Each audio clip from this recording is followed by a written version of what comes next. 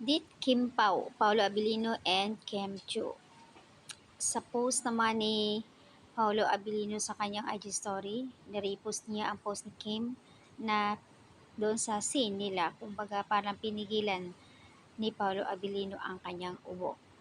At sa post naman ni Paolo, sa picture niya, marami ang nag-react dito at samot-saring reaction ang mga netizens, especially sa mga Paunin and Kim Pao na nagbabangayan dito sa comment section ni Paolo Abilino na sinasabi nila, "Huwag kang mag-alala, Janine, maganda ka pa rin, hindi kawalan sa'yo kung wala si Paolo Abilino."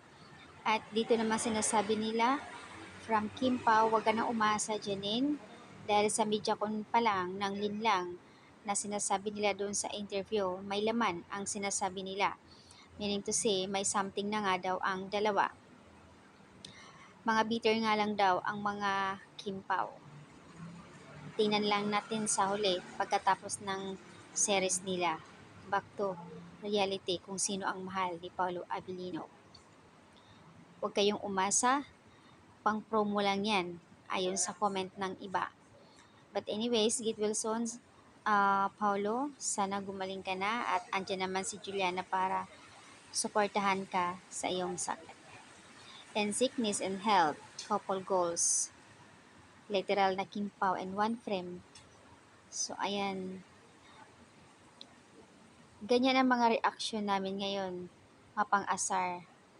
By the way, get well soon, Kim Pao. So, ayan, makapang-asar talaga daw ang Kim Pao. Pero, napaka-cool lang ng Paunin. Although, nagko-comment dito, pero iba dito, aantay na lang daw kung sino talaga sa kanilang dalawa.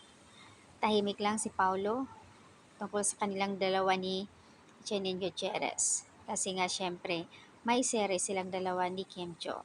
Ika nga sinasabi nila pampakilig, promo lang para i-views ang kanilang series. So ayan po yung update dito sa post ni Paolo Abilino guys na iba-ibang reaction dito from Paunin and Kim Pao.